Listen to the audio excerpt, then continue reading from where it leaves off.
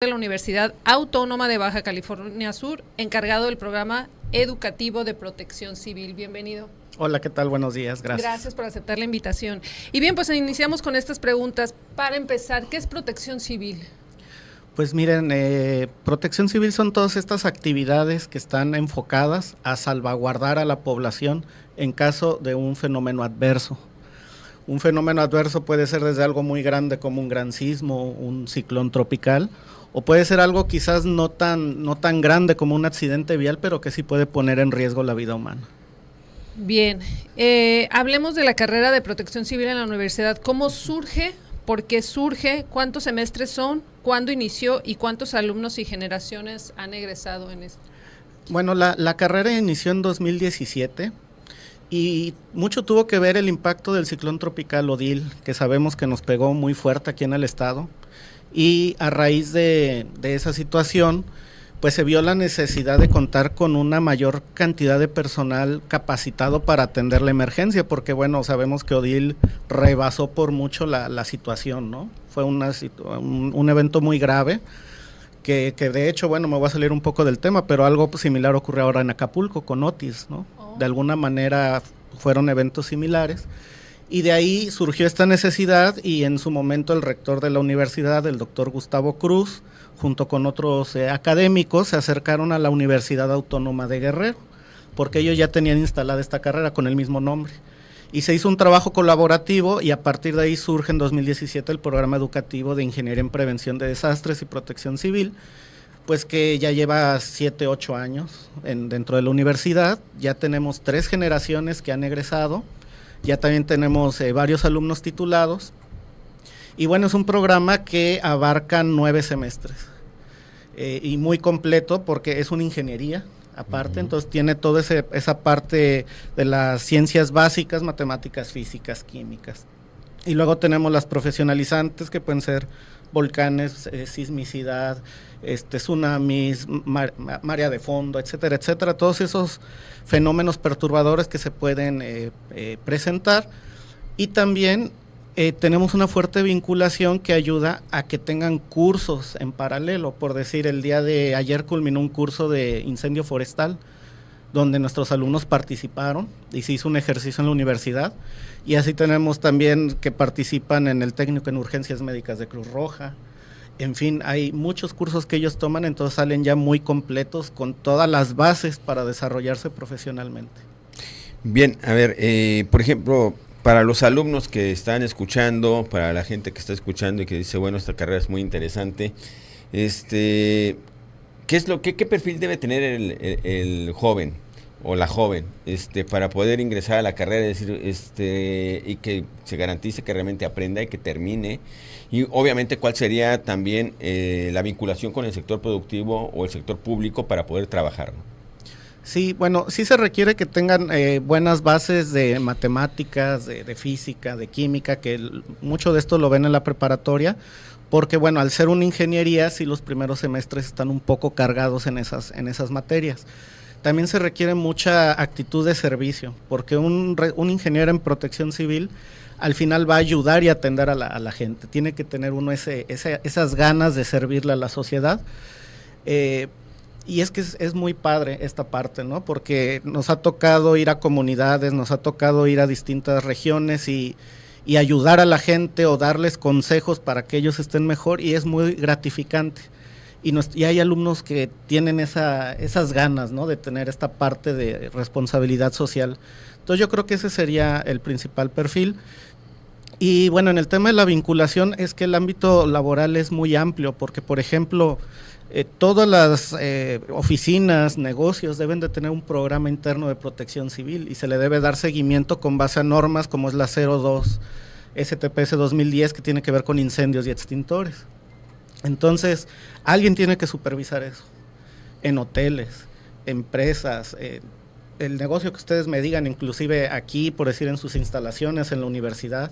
Entonces, el ámbito laboral es muy amplio, desde capacitaciones, tercer acreditado, atender seguridad laboral e industrial en el sector hotelero, Y obviamente está la parte de entrar a las dependencias gubernamentales, ¿no? Como es la subsecretaría o las direcciones municipales.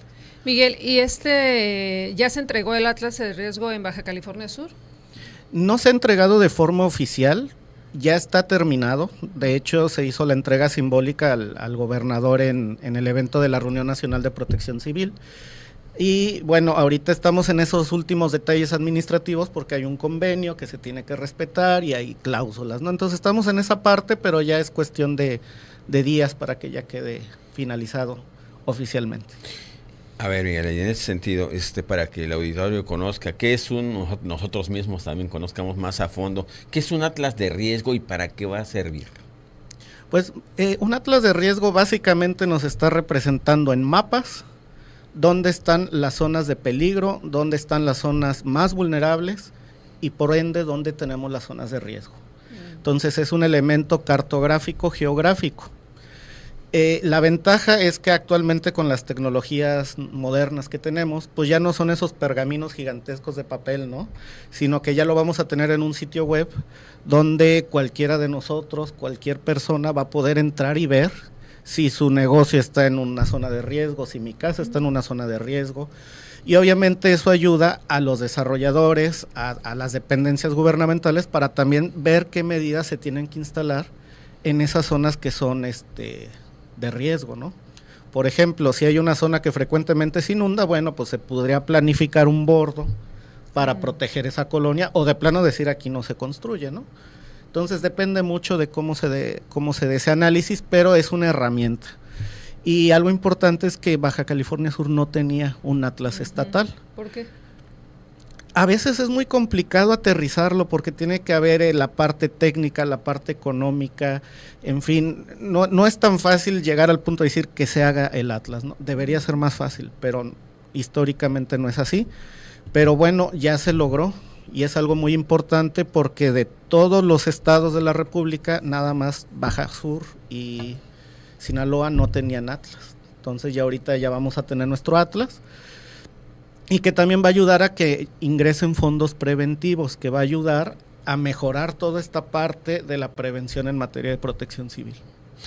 En ese sentido, a ver, porque si no teníamos o no tenemos todavía, está en elaboración el atlas de riesgo estatal, pero sí hay atlas de riesgo en los municipios. Incluso el Ayuntamiento de La Paz recientemente actualizó, o más bien elaboró creo que uno nuevo, por parte de la UNAM en este caso. ¿Por qué sí en los municipios y no en el estado? Y ahora bien, ¿qué tan homogéneos o qué tan empatados van a estar? Porque yo no sé, o sea, por ejemplo, ustedes están haciendo el del estado, que es la UAPS, y el Ayuntamiento de La Paz recurre a la UNAM, entonces ahí como que ya no entendí, pero tú nos puedes explicar ahí cuál es la situación. Sí, bueno, a nivel municipal, todos los municipios salvo Loreto tienen su atlas. En el caso de Mulegé, de Comondú, datan del 2011. Los Cabos lo actualizó hace 2 o 3 años, de hecho cuando fue el primer foro de protección civil ahí se presentó. Y recientemente La Paz acaba de hacer la presentación de su atlas, ¿no? Que como dice lo desarrolló la UNAM. Yo siempre he dicho que idealmente una misma entidad tendría que hacer los atlas, porque aunque la metodología sea la misma, pues cada persona, cada equipo puede darle ciertos toques a la información, ¿no? Que hace que pueda quedar diferente. De aquí que bueno, nosotros como universidad estamos trabajando fuertemente para acercarnos a los municipios y ver cómo podemos apoyar también para constituir los municipales, ya para que todo quede englobado en un instrumento que sea homogéneo, digamos, ¿no? Doctor, y bien, el 15 de mayo comenzó la temporada de huracanes en Baja California Sur. ¿Cuál es el panorama pues de este año? Pues todo parece indicar que no va a ser tan intenso como en años pasados. Esto porque tuvimos el fenómeno del Niño en años anteriores y ahorita al parecer ya está cambiando a la Niña. El impacto mayor va a estar del lado del Atlántico, que sí se espera que haya varios huracanes de gran intensidad. Aquí va a haber probablemente un poco menos, más no significa que no pueda llegar uno, ¿no? O sea, siempre tenemos que estar prevenidos, porque de hecho Baja California Sur es el estado que más impactos de ciclón tropical recibe en la República, por encima de Quintana Roo.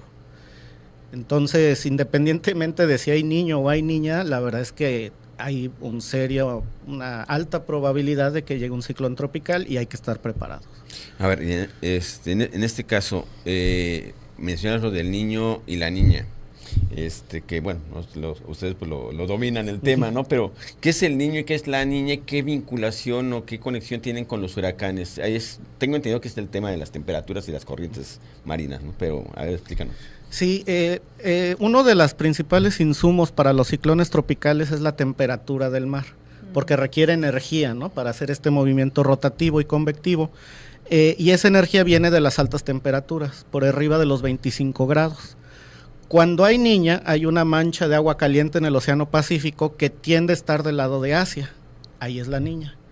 Cuando hay niño, esa mancha de agua caliente se viene hacia la costa occidental del Pacífico, que es México, Centroamérica, etcétera, etcétera. Entonces, al haber más temperatura, hay más energía, por ende hay más ciclones y más fuertes. Cuando hay niña, la temperatura está un poquito más baja, por lo tanto los ciclones más fuertes están del lado de Asia. Eso es a grandes rasgos el niño y la niña. Bien, pues vamos a seguir platicando con el doctor Miguel Imaz, que es el encargado de la carrera de Protección Civil ahí en la Universidad Autónoma de Baja California Sur, para seguir platicando acerca del Atlas de Riesgo, de la temporada de huracanes y muchos otros temas sobre protección civil. Regresamos en un momento.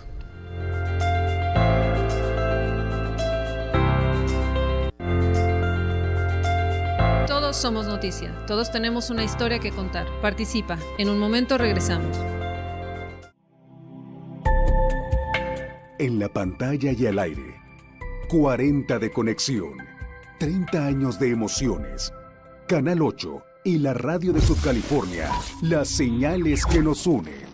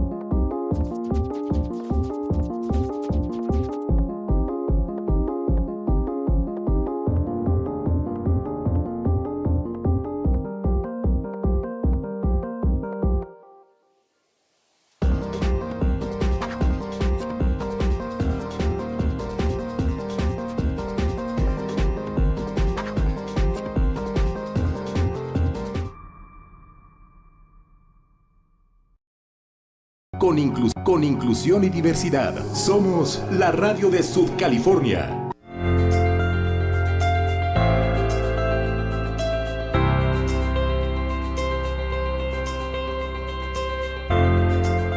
Bien, ya estamos de regreso con el doctor Miguel Imaz Lamadrid en este tema de protección civil, atlas de riesgo y temporada de huracanes. Estábamos hablando ahorita de cuáles serán los meses más riesgosos y de qué categoría serán los huracanes de acuerdo al pronóstico. Sí, bueno, históricamente los meses donde más nos impactan las tormentas extremas o los ciclones tropicales son agosto, septiembre, a veces se extiende a octubre. Pero siempre es septiembre y agosto los meses críticos, que de todos modos igual no hay que bajar la guardia porque, y más en tiempos recientes por el cambio climático, como que se observa que a veces pueden llegar los ciclones antes o inclusive después, entonces no hay que quedarnos con la idea de que nada más esos 2 meses, sino entender que la temporada de huracanes va desde mayo hasta noviembre y tenemos que estar prevenidos, aunque en el estado quizás tarde un poco más en llegar, ¿no? Entonces es la prevención de mayo a octubre, pero el riesgo es en septiembre. El mayor en septiembre, agosto y septiembre. Agosto y septiembre. Así es. Ok.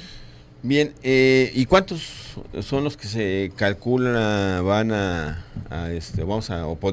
podríamos tener, o que se van a formar en el Pacífico, y obviamente cuántos podrían impactar en Baja California Sur? Sí, pues aquí me voy a remitir a lo que nos compartió Conagua en la reunión nacional. Se están esperando entre 15 y 18 ciclones tropicales en el Pacífico, 8 a 9 serían tormentas tropicales, 4 a 5 huracanes categoría 1 y 2, y 3 y 4 categorías de huracanes, ya de categoría superior de 3 a 5.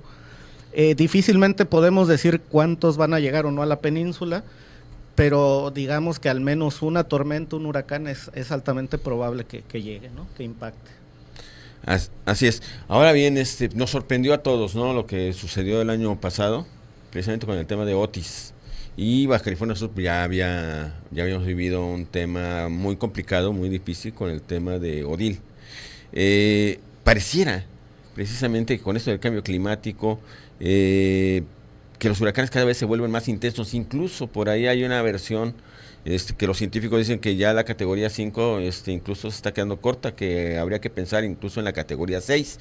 O sea, huracanes realmente muy potentes que serían sumamente peligrosos, y no sé qué tan preparados estemos, ¿no? Pero ¿cómo ves toda esta panorámica de la intensidad de los huracanes? Pues yo creo que es una situación crítica, y Odil y en su momento Otis también nos están dejando ver que hay mucho trabajo por hacer.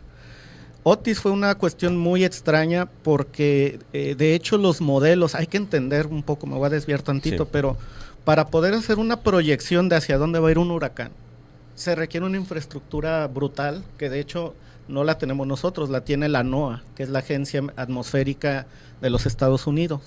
Tienen aviones cazahuracanes, tienen los satélites a su disposición, tienen computadoras del tamaño de una casa para modelar hacia dónde va el huracán, y todo eso falló.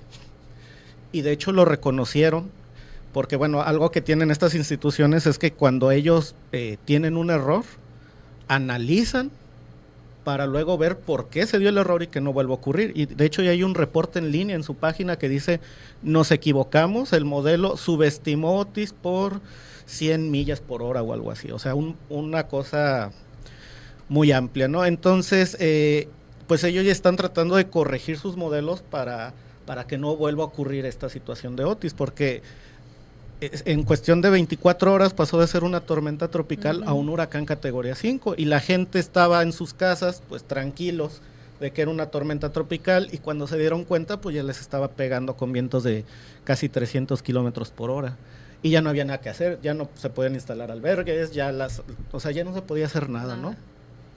Y de hecho, si nos remitimos a Norma, el huracán que nos pegó el año pasado, fue algo similar. Lo que pasa es que tuvimos suerte, porque el pronóstico decía que iba a dar vuelta, iba a pasar enfrente de San Lucas y San José, y se iba a ir rumbo a Sinaloa. Y cuando nos levantamos al día siguiente, lo teníamos en Todos Santos, como categoría 1. Si hubiera sido un categoría 3, pues no sé cómo nos hubiera ido, ¿no?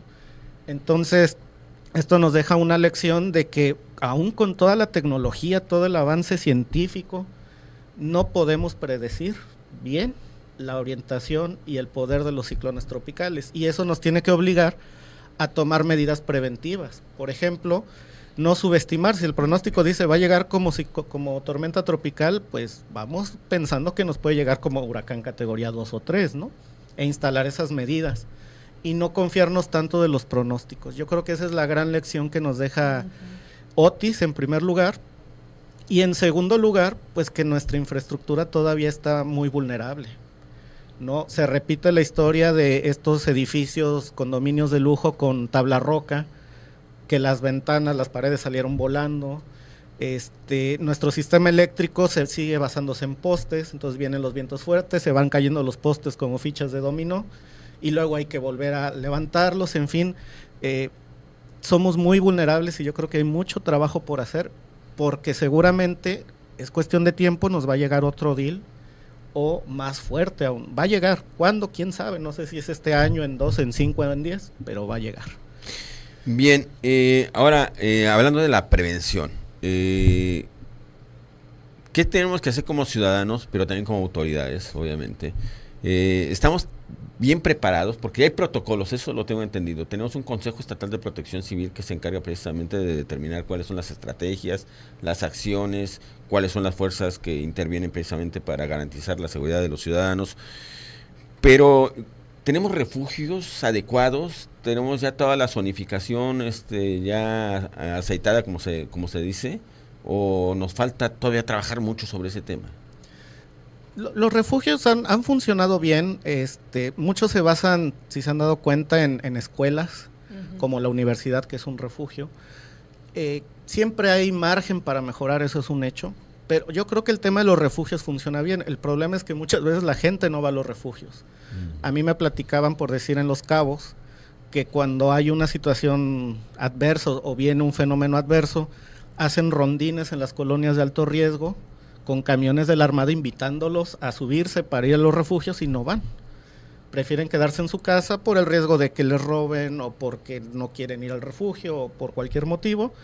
Y entonces la gente se queda en las zonas de riesgo y cuando viene la situación adversa, pues ya es muy difícil poder actuar, ¿no? Entonces, yo creo que es una combinación de factores que están ahí influyendo, pero mucho tiene que ver también como personas, como sociedad, ¿qué hacemos nosotros para prevenir? Tampoco podemos esperar que nos solucionen todo, ¿no? Sí, que vengan por nosotros. Sí, o sea, si yo sé que mi casa está construida de un material endeble y está en una zona de riesgo, pues yo me tengo que ir a un refugio, ¿no? O si yo sé que tengo una techumbre de lámina en mi garage y sé que viene un huracán, bueno, pues la voy a tratar de hacer de concreto o la amarro, o no sé. De hecho, las tapas de los tinacos han volado. A veces sí, a veces vuelan los tinacos, porque si no están llenos de agua, es muy liviano para la velocidad del viento y me ha tocado ver tinacos que salen volando, ¿no? Sí, o los aires acondicionados que no están bien atornillados, los compresores, también se van volando. Entonces, mucho yo creo que se puede prevenir, ¿no? También está esta parte de la gente que insiste en cruzar los arroyos. Sí, claro. Y pues ahí no se puede hacer nada. De hecho, el año pasado también fue un camión, ¿no? De pasajeros, creo que en Loreto o en Mulegé andaba queriendo cruzar y ahí se quedó. Entonces, mucho es imprudencia o esa falta de nosotros tener esas medidas preventivas. Y otro tanto, sí, pues son las áreas de oportunidad que se presentan y que mucho se da también por el crecimiento que se está presentando en el estado, más que todo en la parte de Los Cabos, que es un crecimiento brutal y no siempre es un crecimiento ordenado, ¿no? Desproporcionado. ¿Cuántas personas viven en zona de riesgo en Baja California Sur y qué se le considera, pues, zona de riesgo? Bueno, ahorita la cifra muy específica no la tengo. Por ejemplo, en Cabo sí tengo ahí el dato de 6,000 familias que están en los asentamientos irregulares, ese dato sí lo tengo. Y bueno, zonas de riesgo son aquellas zonas donde hay una alta vulnerabilidad, pero también donde hay una alta probabilidad de que se presente un evento adverso, que en este caso estamos hablando de los huracanes, bueno, que pase un arroyo por ahí o estén muy cerca de un arroyo, pero también puede ser un riesgo de incendio, por ejemplo, en los asentamientos irregulares donde las viviendas son de madera, donde los cables de luz están pasando de un patio al otro de forma irregular, el riesgo de incendio se incrementa. Pero también están los riesgos sanitarios, porque el drenaje se va a la calle, la basura la ponen en la calle, entonces vienen los biológicos sanitarios. Entonces se empieza a hacer así una bola, ¿no? Una como bola de nieve de todos los peligros y los riesgos que se presentan en estas zonas de alto riesgo. Bien, y en este caso, por ejemplo, pues yo sé que es bien complicado, ¿no? Decirle a la gente, pues no te metas en zonas de riesgo, porque lo hacen muchos de ellos por necesidad, ¿no? Es decir, los asentamientos irregulares normalmente son estos cauces de arroyo donde vemos en Los Cabos y que, bueno, por más que se les hace el exhorto, pues siguen creciendo, ¿no? Lejos de disminuir, siguen creciendo. Entonces ahí la pregunta sería, ¿qué se puede hacer al respecto? Se habla de repente de reubicación, de repente se habla también de la construcción de bordos de obras de protección, ¿qué es menos costoso? ¿Qué es más efectivo? ¿Qué nos puedes decir al respecto? Híjole, es que es una situación sumamente compleja, porque tiene la parte económica, social, política, cultural. Yo tengo entendido que han buscado reubicar a esas personas de alto riesgo, pero ya las reubicaron y luego llegan otras y se vuelven a sentar, entonces es una historia de nunca acabar. Yo creo que aquí tiene que ser un tema de cultura, de hacerle ver a la gente de que pues es una zona donde está poniendo en riesgo su vida, que habrá ciertos casos donde a esa persona no le quede otra opción, pero también hay casos donde hay personas que pues para tener un terreno gratis se instalan ahí, ¿no? Inclusive me tocó ver que ya están como lotificando el cauce de un arroyo, de forma irregular, obviamente. Entonces, ¿hasta qué punto es una necesidad o hasta qué punto es algo que pudiera no tenerlo, no hacerlo, pero lo hago con tal de obtener un beneficio, ¿no? Entonces, híjole, es súper complejo ese tema. Entonces, ¿crees que la autoridad debería ser más estricta o no tiene caso? Yo creo que tiene que ser una parte cultural, porque la autoridad, si los reubica, se vuelven a instalar. Es una historia de nunca acabar. Entonces, tiene que ser una parte cultural, también tiene que ser una parte de ver cómo se da el desarrollo en una región, porque un desarrollo desmedido siempre va a traer problemáticas, ¿no? Bien, doctor, vamos a ir a un nuevo corte y a seguir platicando acerca de este tema de las zonas de riesgo, qué es lo que se puede hacer, y también vamos a hablar de los hogares, ¿no? ¿Qué podemos hacer cuando hay un riesgo de incendio o de huracán? ¿Qué es lo que tenemos que tener en casa? Regresamos en un momento.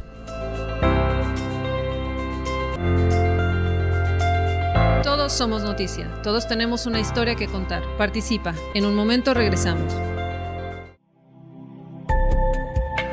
En la pantalla y al aire, 40 de conexión, 30 años de emociones.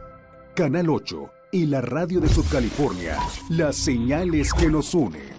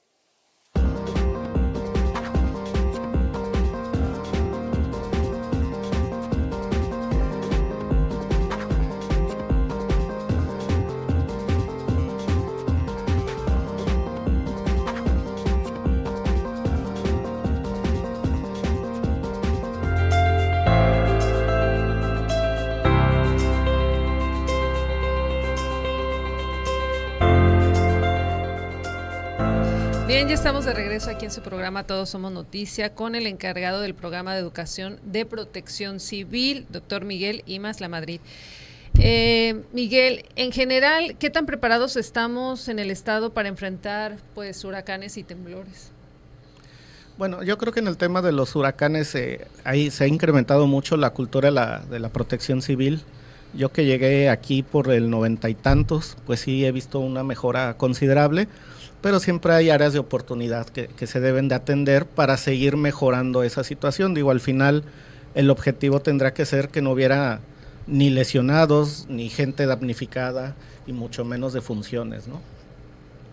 ¿Y qué otros fenómenos naturales ponen en riesgo a Baja California Sur? Bueno, está el tema de los sismos que en meses recientes se presentó de forma intensa en Loreto.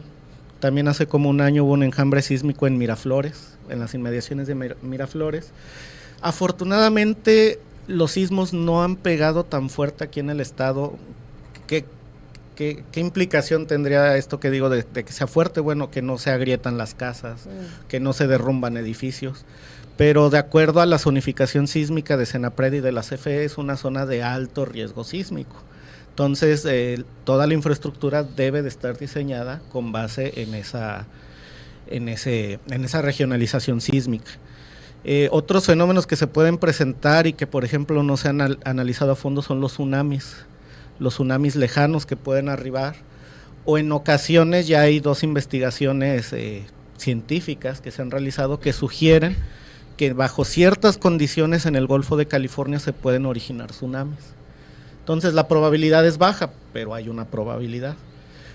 También está el tema de las mareas de tormenta, por ejemplo, que son originadas por los ciclones tropicales, que normalmente no se les da la importancia debida, pero por ejemplo, igual el año pasado con Hilary en Mulegé, la marea de tormenta alcanzó 3 metros y quedó a un par de centímetros de las casas. De hecho, nosotros fuimos a investigar el área después del impacto y bueno, fueron varios campos de golf que se destruyeron, pero un poquito más y hubiera entrado a las viviendas en la zona de la Pacífico Norte, ¿no? Lo que es La Bocana, Valle Asunción. Justo ahorita que estabas hablando de la infraestructura turística, ¿es lo suficientemente sólida para soportar huracanes y temblores en el estado?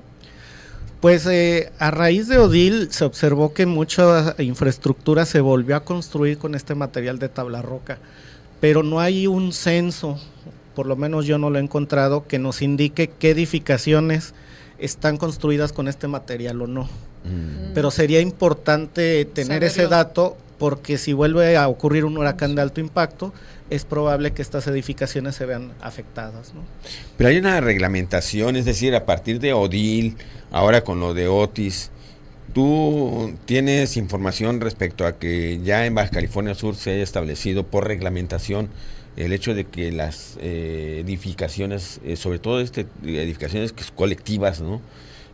Tengan ciertas características de solidez precisamente para poder contrarrestar los efectos de huracanes o de temblores? Sí, hasta donde yo sé no se tiene, y hay que tener en cuenta, volviendo al tema de Otis, había un hotel muy famoso, que no voy a decir aquí el nombre, pero que estaba Punta Diamante, creo que se llama, o Acapulco Diamante, y el edificio era de hormigón, o sea, de concreto, y quedó destrozado porque tan solo los ventanales de los cuartos, o sea, ni siquiera tiene que ser tabla roca. Ya cuando es un huracán de alta intensidad, pues queda el cascarón del edificio prácticamente, ¿no? Entonces yo creo que sí valdría la pena retomar este punto y tener ya, si es que no está, espero no equivocarme, pero si no está esta legislación, pues ya tenerla para asegurarnos de que esa infraestructura esté preparada para el impacto de los ciclones. No sabes si hay búnker, porque hay, no sé, esas zonas, digamos, de protección máxima, ¿no? En los hoteles, que a veces tenemos aquí en el estado hoteles de cientos de habitaciones, ¿no? Y obviamente la gente que es turista normalmente, pues también pues desconoce, ¿no?, cómo actuar en su momento. Y yo no sé si en el estado ya exista a partir de Odil esta infraestructura para protección máxima en caso de un huracán. Lo vimos con Otis, ¿no? Mucha gente en el baño con el pánico en los ojos. Pues confiada. ¿Mande? Confiada de que estaba protegida. Confiada de que estaba protegida. Pues hasta ahorita lo que se ha observado es de que pues dentro de los hoteles buscan aquellas zonas con menos ventanales, donde la gente puede estar protegida. Yo no tengo conocimiento de que pues se hayan desarrollado como búnkers, ¿no? Como ocurre por decir con los tornados, que sí hay búnkers ubicados en ciertas regiones para proteger a la población. Digo, afortunadamente aquí no hay tornados, ¿no? Pero no tengo entendido de que se está haciendo con los ciclones tropicales. Bien, doctor Miguel, también se habla de construir vivienda en Los Cabos. ¿Qué recomendaciones se deben seguir en este caso?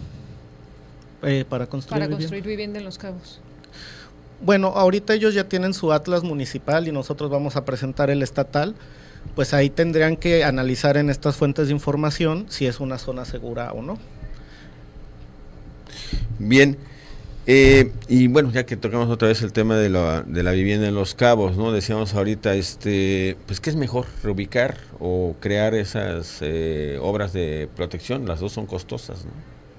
Sí, pues habría que hacer un análisis costo-beneficio para ver cuál sería la mejor alternativa, porque tan es importante el tema económico y no tanto porque se gaste más, sino porque ese dinero se puede invertir en algunas otras obras dentro de la ciudad, pero también está el tema de proteger a la sociedad, ¿no? Entonces habría que ver qué sale, qué sería más benéfico, ¿no? Para atender estas. Pero ¿qué dice la ley, por ejemplo? A ver, ¿por qué la gente va y regresa y no la pueden sacar o no la quieren sacar?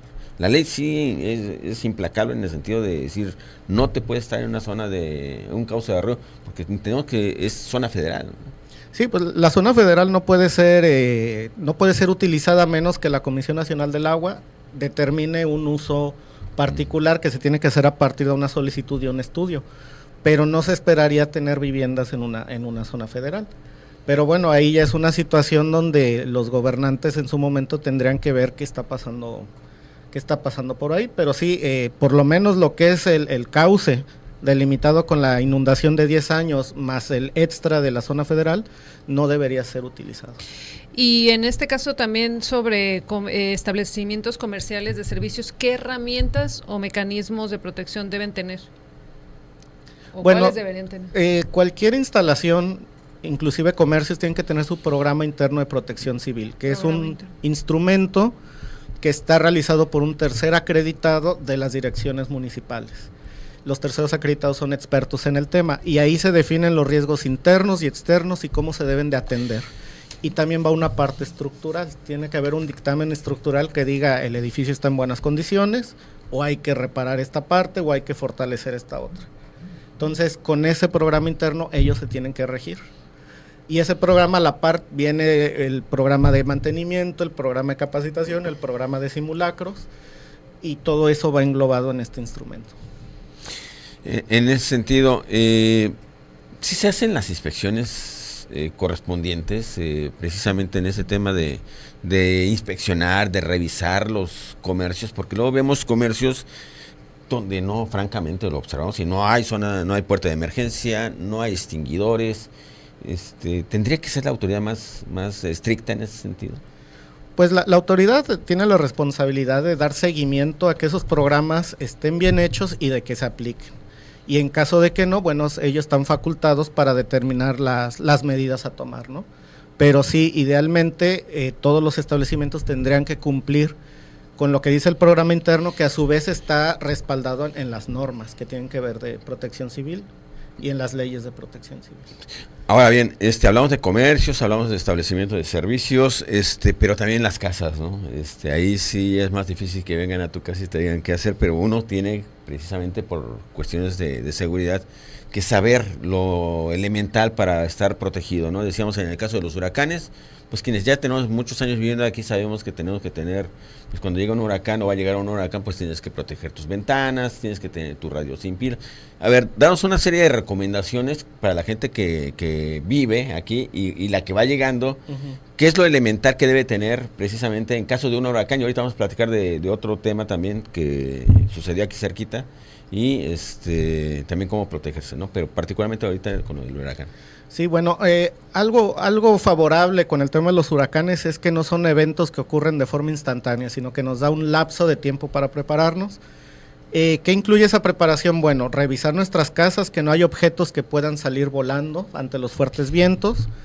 Tener comida principalmente enlatada, que pueda sobrevivir sin el sistema de enfriamiento, porque sabemos que cuando impacta un huracán se nos va la luz.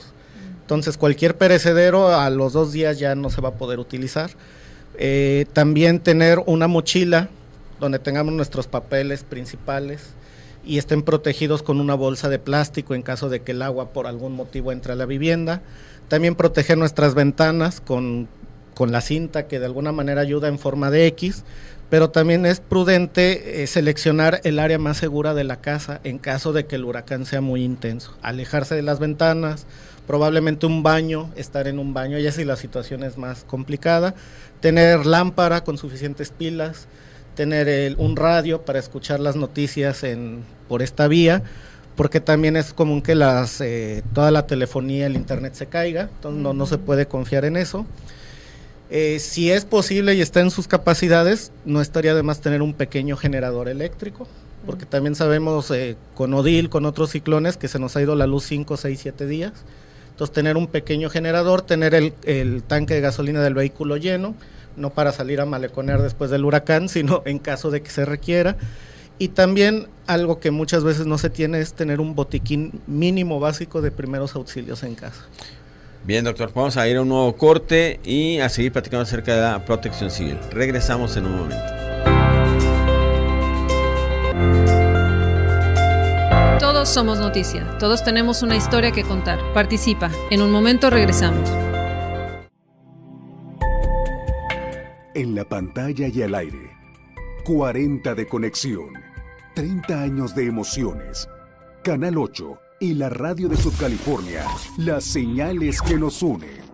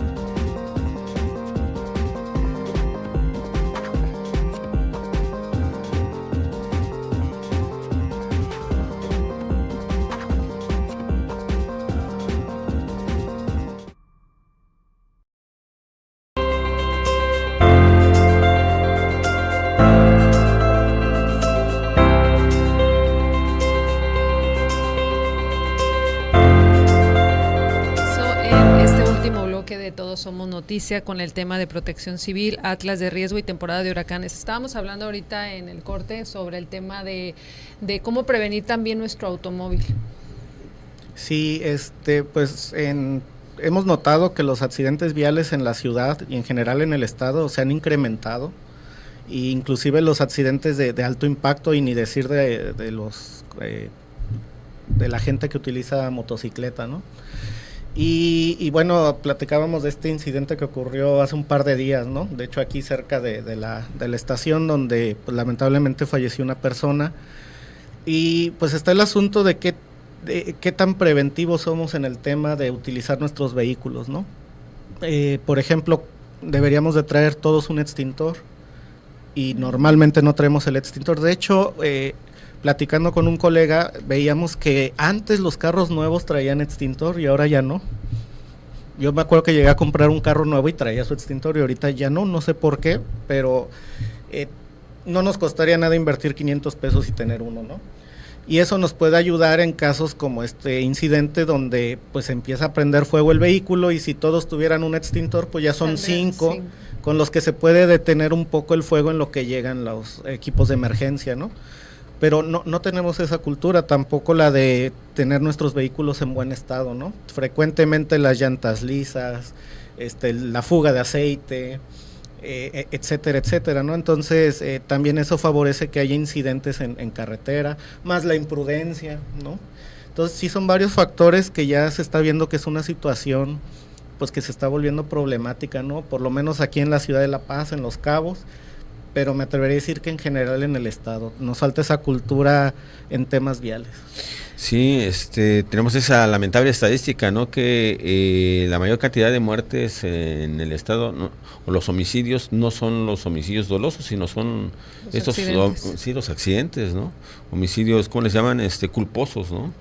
Que tiene que ver con esta imprudencia, pero en gran medida también tiene que ver con las fallas mecánicas de los vehículos, o con esta falta de que no tienes llanta de refacción, o que no tienes cruceta, o que las llantas efectivamente van lisas, o con se usa mucho esto de los gallitos, ¿no? Y los gallitos, que en lugar de comprar una llanta nueva, a lo mejor es más costoso, más esfuerzo, pero pues te garantiza que no tengas un accidente.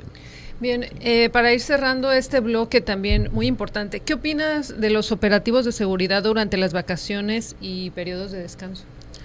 Pues la verdad es que estos operativos son muy importantes porque ayudan a concientizar a la gente, y de hecho, no recuerdo ahorita el nombre, pero cuando ya no se llama la Policía Federal, la Guardia Nacional detiene el tráfico para ir a una cierta velocidad, yo creo que es muy prudente, porque es común que en la época vacacional la gente va cansada, se asoleó, y si se tomó un par de cervezas que no debería de manejar, pues eso coadyuva a que haya una mayor cantidad de accidentes, ¿no? Entonces, yo creo que son buenas acciones, pero volvemos al tema de que mucho depende de nosotros. Si yo me tomé un par de cervezas, pues no manejo, ¿no?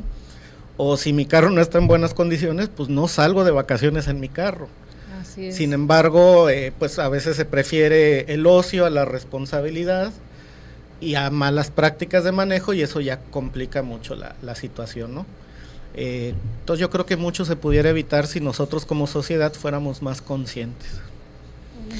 Bien, ¿hay un estado de fuerza suficiente en el estado, tanto para estos operativos de los que habla Lidia, como también para hacerle frente a situaciones como huracanes o incendios? ¿O nos falta equipo y nos falta personal especializado? Yo creo que sí tenemos un buen estado de fuerza, y obviamente cuando se prevé que viene un impacto fuerte, bueno, se pide a los estados aledaños que también coadyuven aportando más de este estado de fuerza, ¿no?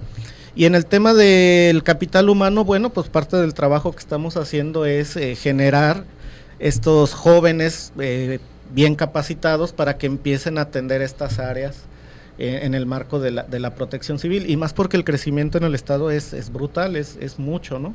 Entonces, de alguna manera, esta gente que estamos preparando, pues va a atender esas áreas. Bien, nada más para cerrar, ¿cuándo van a entregar el Atlas de riesgo?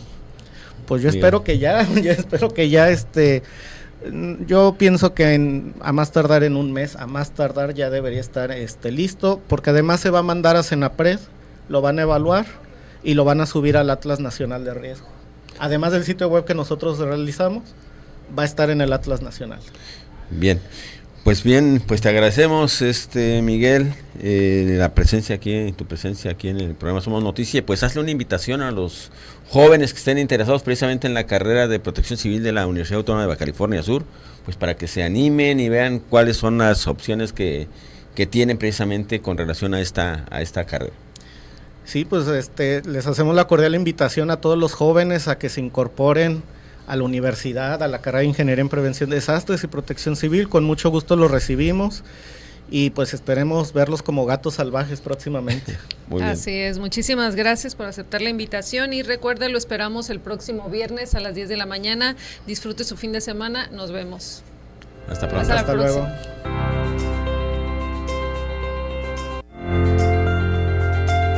Todos somos noticia, periodismo con responsabilidad.